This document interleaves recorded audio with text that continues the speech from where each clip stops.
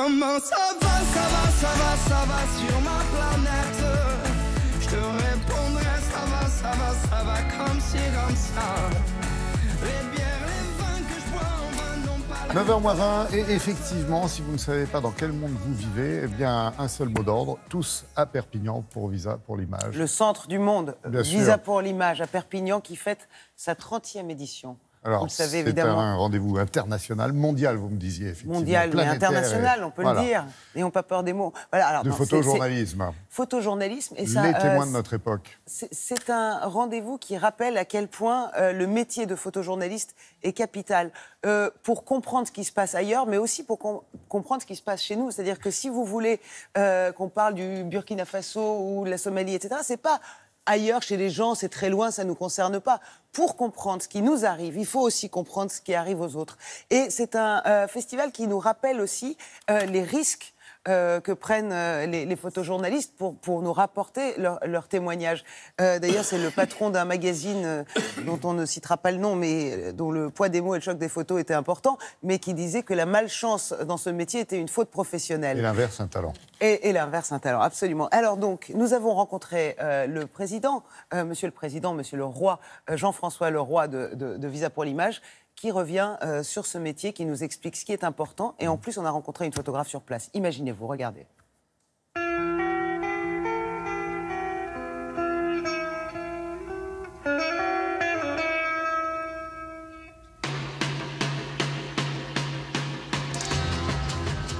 Le photojournaliste réfléchit son sujet, il le travaille, il le monte, il le prépare. C'est pour ça qu'on les appelle des photojournalistes. Pardonnez-moi Sarah, mais tout le monde fait de la photo, mais il y a très peu de photographes. C'est pas parce que vous avez un stylo que vous écrivez comme Shakespeare ou Balzac. C'est pas parce que vous avez un rouleau à pâtisserie et 2 couteaux de cuisine que vous êtes Paul Bocuse.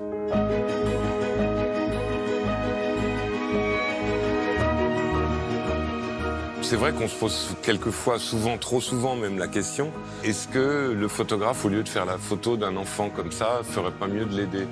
Mais non, son travail, c'est de témoigner. Un photographe qui photographie la famine, malheureusement, il peut pas sauver 400 000 réfugiés. Donc, ce qu'il peut faire de mieux, c'est de témoigner et de nous ramener pour qu'on prenne conscience du problème. C'est ça, le vrai travail d'un photographe.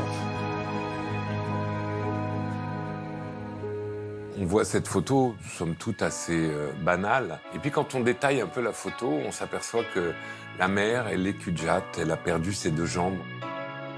Et donc la vie reprend à Sarajevo.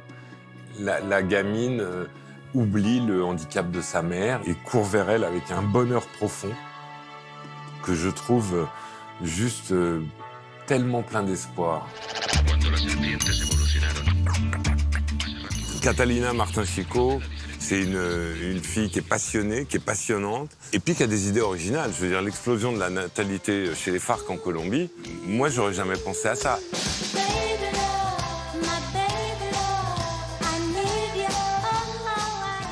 Les FARC, ça a été dans ma vie depuis mon enfance. Ça fait 53 ans de guérilla. C'est la guérilla la plus grande d'Amérique latine. On a grandi avec. Ingrid Betancourt, les FARC, on entendait beaucoup ça. Mais une fois que je suis rentrée dans le camp, il y avait une vraie vie qui se passait avec des hommes, des femmes enceintes, quelques bébés, des tantes. Et là, tout d'un coup, je me disais, je suis avec eux. Et c'est des gens comme toi et moi, hyper humains. Ils m'ouvrent les portes. Tout est très paisible. C'est peut-être ça qui m'a le plus surpris.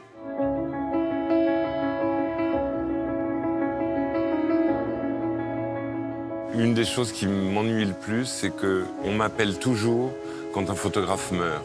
Je dis toujours, appelez-moi quand ils sont vivants pour me demander ce que j'en pense quand ils vivent. Aidez-les, payez-leur des gilets pare-balles, des casques lourds. Attendez pas qu'ils soient morts pour dire que c'est des grands photographes.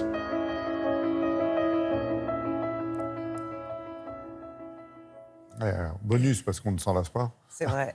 Et surtout, il rappelle aussi que les magazines, souvent, nous disent ouais, on n'a pas les moyens, on n'a pas d'argent, etc. Oui. Si, vous avez les moyens, mais au lieu de faire Caris et Bouba, on peut peut-être montrer ce qui se passe ailleurs. Alors, 3 prix, je vous parle de 3 prix. D'abord, Véronique de Viguerie, qui a gagné le plus prestigieux. C'est le Visador News Paris Match, voilà, avec la guerre qu'on nous cache au Yémen.